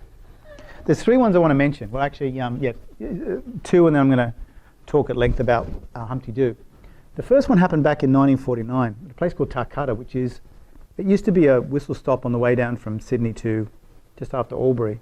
No, before Albury. Used to be on the main drag, now it's bypassed, but a little kind of sleepy town. Well, for about a year, 1949, it wasn't that sleepy. In fact, it was known as the Haunted Farm. Now, what was happening was, a family there, the Wilkinsons, a farming family, had an old diesel milking machine. Like if you look at the image of it, it's quite a crazy looking thing, but it was a milking machine. And on this machine was, they were called pulsator plates, about yay big, kind of heavy. I think they were made out of ceramic, but anyway, integral parts of this milking machine. For some reason, they were flying out from that machine and ending up something like 200 yards away from the farm, away from the shed, this milking shed. Okay, that's kind of weird. Must be something electrical. Anyway, on some occasions, people would actually sit watching the machine, and in a blink, they'd gone, ending up out in the field outside. Now that's weird. So They would dematerialise in front of their eyes. pretty much. Now the weird thing was, to fly out of that shed actually meant that they'd have to actually dip. Like the trajectory wasn't just an arc. It would actually have to dip, I think, to get out a window and then, to avoid the roof of the shed. So it was a very strange trajectory. So the farmer's baffled, and he's really concerned because he can't milk his cows. He has to do it by hand. He had 100 head of cows. So having this machine doing weird stuff was really concerning. He gets the local auto mechanic to come, and this auto mechanic, he's an engineer. He just gets fascinated by this and tries to get someone to come, because he can see these. He's actually observed this thing happening himself. He knows it's real, and he's trying to get someone to come and help him fix what the problem was. I actually visited the shed in 2010. It's still there now, I think. So he's trying to get interest in it. Yeah, that was the milking shed, and these things were flying off in all directions and effectively defying physics. So he gets so concerned. He actually, and again, there was a young boy who seemed to be at the centre of this, Robin, who seemed to be the focus of what was happening in that place. I'll come back to Robin in a second. Eventually, no one's coming to give him any help. So this guy, Porter's, eventually, the local Chamber of Commerce writes to the Prime Minister, "Help us, Mr. Prime Minister, there's a ghost in the shed." In fact, they say they want the CSIRO to help, which had just been formed. Commonwealth Scientific Industrial Research Organisation, CSIRO. So The CSIRO radio physics department send out 2 scientists to check it out. They sit down and talk to everybody, have a look at the inert and quiet Milky Machine, come back, write a report saying, we talked to a few people, it just seems rubbish, nothing wrong with the machine. You know, it's got nothing to do with the CSIRO as far as we can see. And probably after a year, things appear to sort of quieten down at the farm. Other things had happened. A couple of the eyewitnesses at the farm say when they were in that milking shed, they actually would see things rise up, you know, like tin cans and things moving. It wasn't just these simple plates flying. There was other weird stuff happening there. But remember those 2 scientists that I mentioned who went and visited? In 1975, 1950, 60, 70, 25 years later, one of those scientists who later became a really senior guy with the uranium Ranger inquiry that set up the uranium mine in the Northern Territory, senior scientist. He writes back to the National Archives and wants copies of his original report and all of the stuff that he and the other scientists submitted, which was interesting because, and then in 1975, that same scientist goes back to Tarcutta to talk to all of the people. And he ends up, in some of the letters that I've seen, he says, look, I wasn't satisfied with the report we wrote back then. I think something really strange was going on. I didn't agree with what my colleague put in that report. I think something really, I think it was a poltergeist. And he says, I think these people were genuine in talking about what happened. Goes back, reinvestigates it, and comes back again saying that something definitely very strange was happening at that farm during that time, which was a year in 1949. So, yeah, interesting case. The next 2 cases are just crackers. Remember I mentioned the poltergeists somehow have this thing for stones? They like throwing stones. The stone throwing poltergeist is my favourite out of all the poltergeist types. It's my absolute fave. And this was a stone chucking poltergeist. So this is in south-western WA, a little town called Myanup. It actually happened on the farm of Bill and Ethel Hack. And one of the workmen on their farm was Gilbert Smith, who had a little shed up on the back of their property. Anyway, one night in 1955, suddenly somebody's throwing stones at the roof of his house. And he comes down to see Bill Hack and say, Bill, like, you've got to help me. I can't find who's throwing these stones. Bill comes up and he sees the same thing. And then for probably the next 2 years at that place, stones just keep appearing. But not just, it was happening every night. But these stones weren't like normal stones. Sometimes they would float down, or sometimes they would come at a strange trajectory. Or if you throw a stone, it drops, rolls and rolls and rolls. These stones never rolled. They would stop, dead stop, nothing, no on energy. Very odd. It wasn't, the story of this case is written in this really good little book called The Mystery of the Myanup Poltergeist by Helen Hack. She was a member of the Hack family. It was Bill Hack's farm where this took place on. And it's a good little summary of everything that happened at Myanup over that period. But, so that's Bill Hack, that's Gilbert Smith. Gilbert Smith and his wife, Jean. It appeared that Jean seemed to be somehow the focus of what was happening there on the farm, and all these stones dropping. One of the stones, the daughter of the Hacks, Julie Hack, saw this stone, this gigantic big, I think I say 35 pound, which I can't transform. She actually watched it float, very like it was being descended on a rope, on top of a large water tank. So this case went on for like 2 years. 2 years of these stones just basically dropping out of nowhere. In 1957, 150 k's to the north of this property, a very similar thing happened to another farmer. And there's a connection. Oh, this is back at Myanup, and these are some of the other objects. It wasn't just stones. There was metal spikes and different things that were being thrown around. This time it happened on the property of Alex Donaldson. Now, Alex was a no-nonsense sort of a guy. He was an army officer in World War I. Like, he actually fought in World War I. So he was He wasn't an idiot. He was a pretty sort of tough guy. He wasn't afraid of no ghost. And again, but this case only went over 1 week. It was very short. And it seemed to be focused on this family, the family of Cyril Penny. Cyril seemed to be the focus of what was happening, another Aboriginal focus of these stones. Now, Cyril was actually related to the Smiths from Minor. He was a nephew, and he'd visited that previous place when the stones were falling at Minor.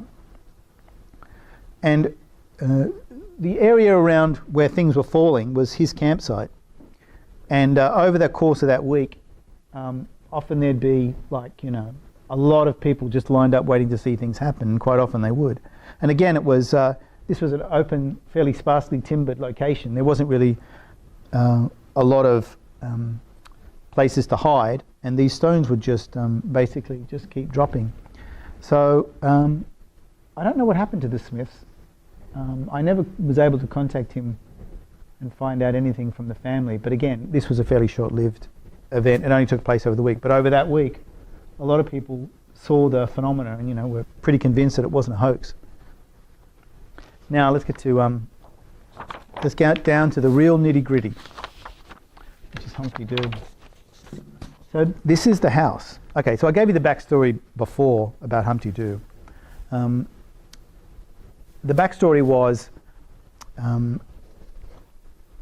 1998, I'm writing a story about poltergeists, Australian poltergeist cases, and suddenly on the radio, I hear a priest talking about going to the house and seeing stuff happening at this location. Now, Humpty Doo is around about 30 minutes drive south from Darwin, a suburban place, and this house was being rented, pardon me, by two couples and their friend, Murph, who was the meanest looking guy I've ever run across. This is just an overview of the house.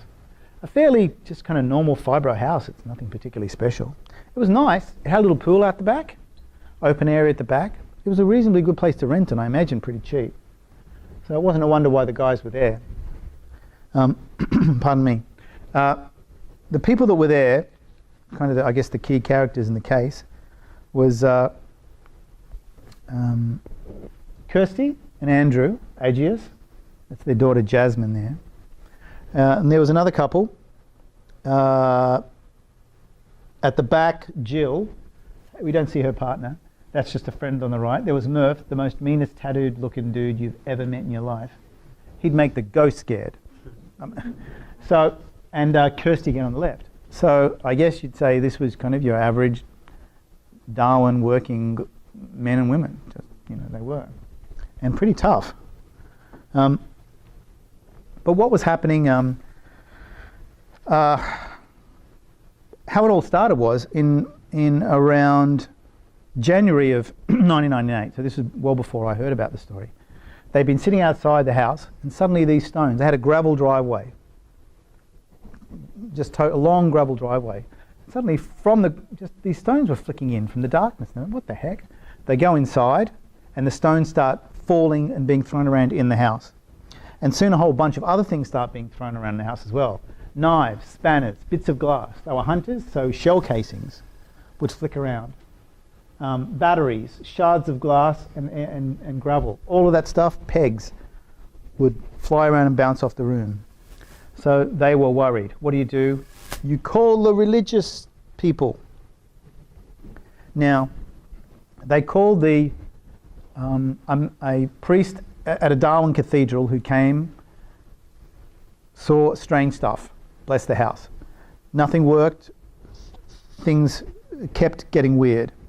So they called the local parish priest, which was Father Tom English. And he sees strange stuff as he's trying to bless the house as well, but nonplussed. He saw things flying out of rooms where nobody was in the room.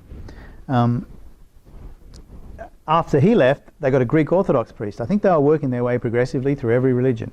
Eventually they would have got a Scientologist. But the Greek Orthodox priest is reading from the Bible, trying to, and supposedly starts, his hands start getting thrown around by some invisible force. All interesting. Word gets around that weird stuff's happening at the house. And the next people that turn up, and this would have been late March.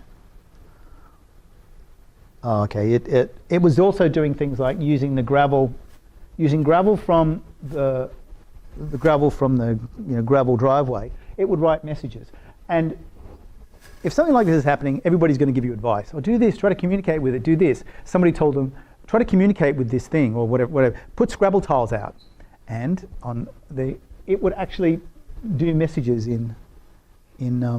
would leave words, supposedly messages, or write like this. Now, car's really interesting. Oh, it would also write on the walls. It would make crosses and tridents out of the gravel. It would write on the wall. Now, it's really interesting. Have a look at the top messages. Car, Troy, help, fire, skin. When Today Tonight turned up, which was a big part of this story, Today Tonight turned up for a week, then you get pig, camera, die, tonight you die. But focus on the messages at the top, or the stories at the top. In February of that year, January, before the stones start chucking around at Humpty Doo, a really close friend of the guys in the house, a guy called Troy Radatz, was killed in a car accident. He was incinerated. So when the people at Humpty Doo start getting messages, you start getting messages like car, Troy, help, fire, skin. They initially think, could this be Troy? But their attitude when I was there later was, no, it's not Troy. It's somebody or something trying to make us think it's Troy, but it's not Troy. And in fact, Troy's name was actually spelt in a different way. The real Troy was spelt with a T-R-O-U-Y. They thought this thing was being mischievous, as poltergeists tend to do. So, so moving on. Interesting message stuff. I mentioned the next guy. So the next guy that turned up was the editor of the local paper, which was the Litchfield Times, a guy by the name of Jack Ellis. And Jack goes there thinking, this has to be the biggest load of codswallop I've ever read about, and I'm going to do a nasty piece that just shows that these guys are shonky. And as soon as he walks in, he's showered with a rain of gravel from the roof. And he goes, I think it might be real. And he wrote a piece. So he writes a piece in the local paper. Now, the story was in late March. Do you know when the edition of the Litchfield Times comes out? Imagine in April. 1st of April. So he's writing a piece about poltergeist, and so it immediately became pretty much the laughingstock of at least the Northern Territory and probably wider. But he was like, well, that's just when the paper comes out. It's not when the story was. The story would have actually been a bit earlier. So, but in Humpty Doo, nobody, as far as I'm aware, Australian skeptics aside, and I'll talk about that in a bit, everybody who went there, and there would have been at least 30 witnesses, everybody thought it was real. Everybody, including me. When the story was in the Litchfield Times, ABC and some of the news media out of Darwin started covering the story. Tracy Farrar was an ABC radio journalist, science trained. I think science degree, don't quote me, I'd have to check it. So Tracy goes to the house at the same time that there's a couple of the Litchfield Times reporters also went. Anyway, Tracy's hobby is collecting seashells. And she didn't tell anybody at the house that, but that was her hobby. The day before she went to the house, she'd been collecting seashells on Darwin to make jewelry. As she's sitting there interviewing Kirsty's important, at the table, sitting there interviewing Kirsty, a shell, identical to the ones that she'd been collecting the day before, flies over her shoulder and lands on the table in front of her. And later, other shells fall from the ceiling. She hadn't told anybody she collected shells, but they did. while she's there also, she's recording. She got electric shocks through her microphone that she's never had before or after, as far as I'm aware after, but certainly up to that point. And she also observed, now this is important, she observed a TV remote control lift off. Now lots of people at Humpty Doo saw stuff bouncing off walls. I did. I never saw anything start to move. She saw something start to move. So she says, quote, you know, I'm science trained, but I have no explanation for what I saw there, and I don't think it was hoax. And for a few nights afterwards, she had nightmares about the house. So a good witness with a rather strange story. After the press coverage out of Darwin, the next group that turned up was Today Tonight with a exclusive contract. Chief lead journalist on the case was Greg Quayle. They set up cameras and they set up cameras at different locations within the house and proceed to have things thrown at them here, there and everywhere.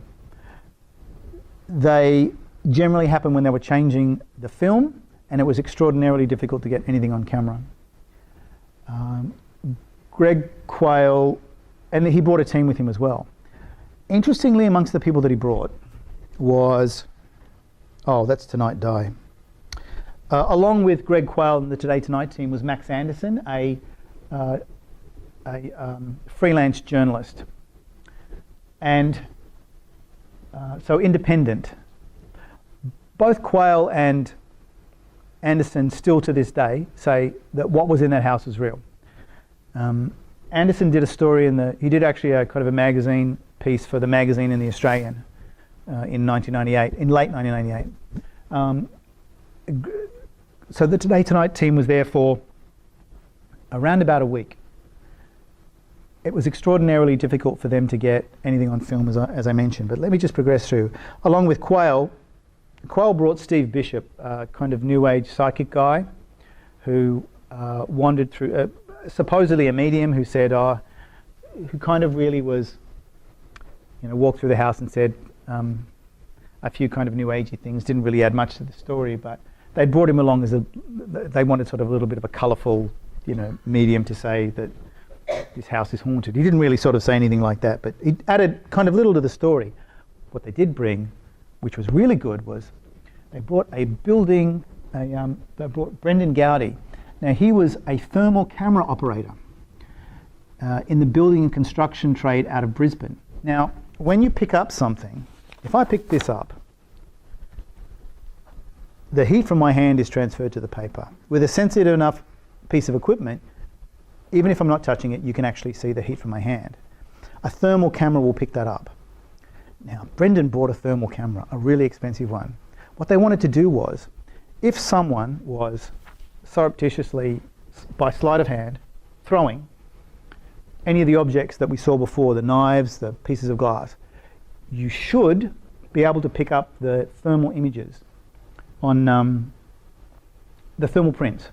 Nobody at that house knew what a thermal camera was, and only Gowdy was operating it, and he was independent of Today Tonight. So let's have a look. Glass which baffled our thermal camera operator, Brendan Gowdy. What we're looking at is thermal images taken approximately every 2 to 3 seconds. And you'll see the heat is dissipating. I mean, you can see an overall picture here how quickly the heat's dissipating. On the pieces of glass, Gowdy's camera picked up a rapidly fading and uniform heat reading. There was never any unevenness caused by fingerprints, and this piece was far too big to uniformly heat up in your hand.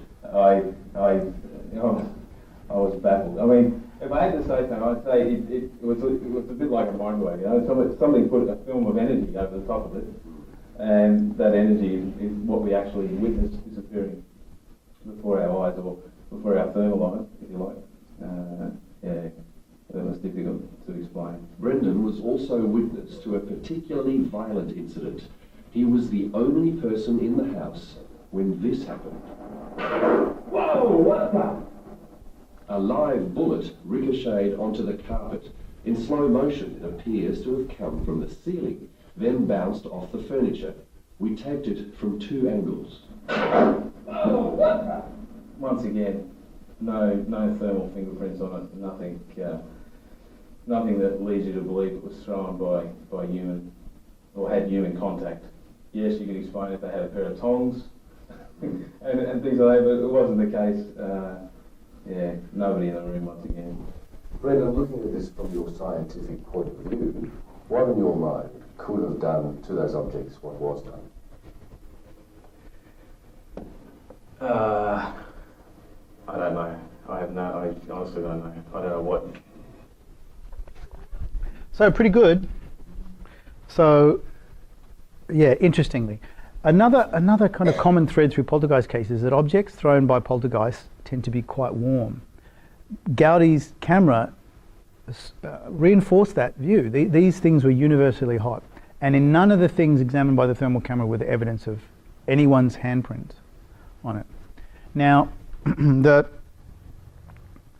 what he did show was that they were uniformly warm and cooled over I think a period of maybe 1 or 2 minutes. Now, everything gets warm in the Northern Territory in April, but this did seem to be higher than ambient temperature, even though the temperature there was quite warm. Is it proof? No. Is it interesting? Yes. It's interesting, and I think it really shows that that we should have thermal cameras, which I do, by the way, but I haven't ever been able to use them in anger. Again, there's a gradation of temperature here, scale, that you can't actually see that measures temperature, but this appears to be uniformly hot. Would those 4 tough working class guys have been smart enough to heat something up uniformly and be able to throw it without anyone seeing? No. How hot is it? I can't, I'm not sure what the exact temperature reading would be. I'd have to look back at the scale, but in a Good Weekend article about this, there was discussions about the fact that it was generally hot. But again, it was Northern Territory, it was hot. So, but this did seem to be hotter than ambient. And again, but the key thing is no evidence of fingerprints. No evidence. Yeah, that's what I think is interesting. Could you fake it? Yes, you could. Is it likely they did? I don't think so. However, talking about faking, it's important to mention the outcome of this. So the Today Tonight are there for, I think they locked them up for a week. They've got cameras rolling all the time. The Gowdy stuff is interesting, but they can't capture this thing they can't capture anything happening on film. Then on the last day, the official crew goes back to Sydney, but they leave a freelance cameraman there to do a couple of interviews. He's interviewing Kirsty, and an object. No, he's not interviewing. He's filming down the corridor towards one of the bedrooms, and from behind him comes a pot lid over the top and falls in front of Jill. I don't have the footage here, unfortunately. I forgot to put it in, but okay. Another interesting thing thrown in the house. When they get back to Sydney, they're going through the film and they notice in the reflection of the glass cabinet behind, you can see an image of someone going like this. Behind the cameraman in the reflection of the glass. So the Today Tonight guys, so Greg Quayle, who has believed up to this point that everything is, and the Today Tonight episodes up to the point of them finding this film were, it's real, it's real, it's real, it's real. Suddenly the bosses go, shut it down, it's a hoax, and she's hoaxing, she hoaxed you. So Quayle is so angry because he spent all this time, he knows that in his own mind he believes that this poltergeist is real, but because of this supposedly faked element, everything gets written off. So he's incredibly frustrated. Well, probably yes. Remember, to be going for 4 days, it rated its head off. It actually was a really high rating. But eventually they needed to shut it down. So, but you have to be honest. You ever see that footage? It looks like somebody threw something. Remember I mentioned good cases sometimes have hoaxing elements in it. And suddenly everything gets written off. By this time, when Today Tonight do this big expose saying it's all a hoax, by that time I already booked my tickets to go up there, and I'm thinking, oh great, great. I've just spent all this money to go up, but I said, I'll go up anyway because it'll be interesting to find out what motivates people to hoax. I think it's just you have to win trust. You have to say, look, I'm a writer on strange stuff. Would it be okay? These days, I tell you what, so I rang up, I think the local paper gave me the number of the family, I rang them up. Now, this was only a few days after all of Australia told them they were liars. Oh, right. You are all liars. You are all hoaxers and fakers. So I called up, hi, I wonder, could I come and visit you and talk about the poltergeist? And they went, all right, if you're here, you can. You can. I mean, these days, no one would ever do it. You know why? Because as soon as there was a story about there being a haunted house, one of the ghost hunting groups would be out, one of those ghost hunting shows would be there. Contract them all out, you can't visit at all. That's what happens these days. But these guys, they just went, yeah, whatever, come. So we turn up, maybe a week after Today Tonight had disappeared, and say they're all liars. And I give them a call from when I arrive in town. I call them up that I'm going to visit, and they go, well, it's okay, nothing's happened for the last few days, but you can come around if you want. And I said, of course nothing's happened for the last few days. I'm not surprised. Then, so we go around and we visit them the first time and have a quick chat and come back, nothing happens, and we come back the next day. And as we walk around on the concrete driveway down to the house, just behind us I hear a tinkling on the cement driveway, and this light bulb had been thrown onto the path behind us, not broken. And I looked at Tony, and Tony looked at me, and I thought, that's interesting. And then, within about 20 minutes of that, I'm sitting in the kitchen. This is the kitchen. Now, they had fans. They weren't on all the time. It's an open room, just a couple of running fans, but they tend to be running all the time, right? I'm sitting back over here at a table, and two of the girls are washing up, just telling me what had been happening in the house. And then I heard two sounds. One was like, shh. They had a tin roof, galvanized iron. I hear a shh, as if somebody had taken a handful of stones from the gravel driveway and thrown them on the roof. And as I look up, it was it's just a solid gyprock or whatever type ceiling, a plaster ceiling.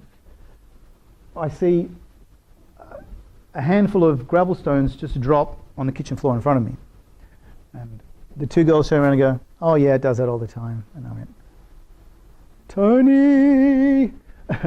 So yeah, that was impressive. Two sounds. One hitting the roof and the next hitting the floor.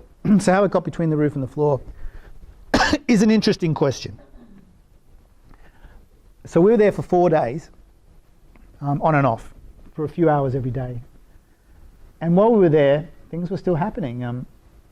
You'd go into a bedroom, the bed had been made. A few minutes later, you'd go back in and the bed was all over the shop.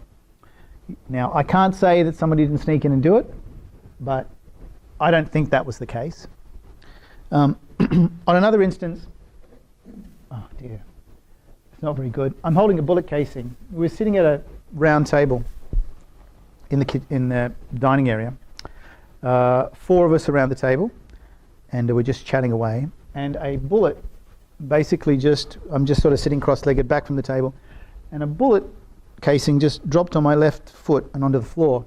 And Andrew from the house, who was sitting opposite me, said, I just saw that appear in midair and drop on your knee. Interesting. Very interesting. Nobody could have thrown it because everybody was in my view. On another time, Tony was walking down the corridor between the bedrooms and a knife whistled past his ear, and the only person behind him was carrying a child at the time. I don't think they had a hidden knife to throw behind him. On the 4th day we were there, and just before we were about to come home, a Sydney Morning Herald reporter came up to do a story on the Humpty Doo ghost.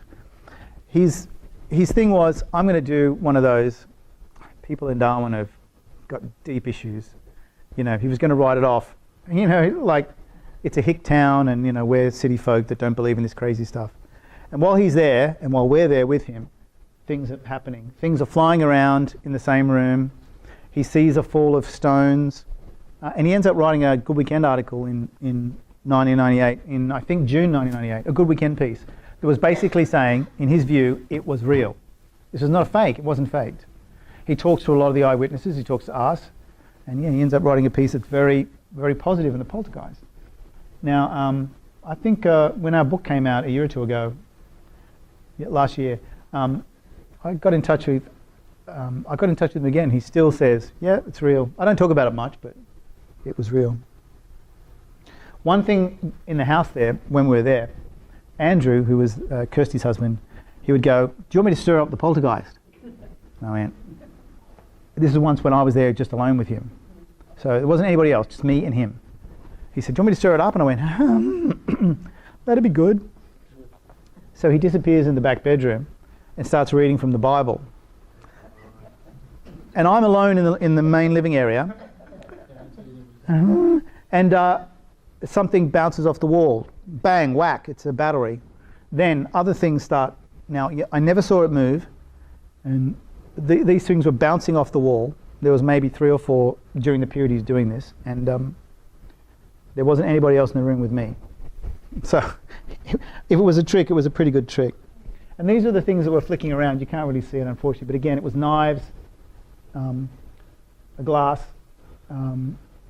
spanners, just bits of glass, pegs, everything. Now this drawer was outside in the outdoor area, a little alcove out the back. And they'd put stuff out there, and it would end up back in the house. They put it outside, it comes back inside. And one of the things that was a real frequent traveller was this crucifix given by one of the priests who came to bless the house. Now, it's sort of fuzzy. It's fuzzy because I took it and my hands were a little bit shaky because I'd come outside of the house, nobody else in the house. And this was inside the house on a shelf in a cupboard. Now, I came down the back steps. You can imagine it's up in the shelf. There's a doorway here. It's on one of the cupboard shelves. I come out of the doorway, down the steps, and I'm looking, and about, maybe 10 to 20 metres away is Frank, the Sydney Morning Herald reporter, and Kirsty from the house. So I'm just watching them, and I hear a tinkle tinkle behind me, like something falling behind me on the cement. And I remember my first thought was, I was supposed to hear that.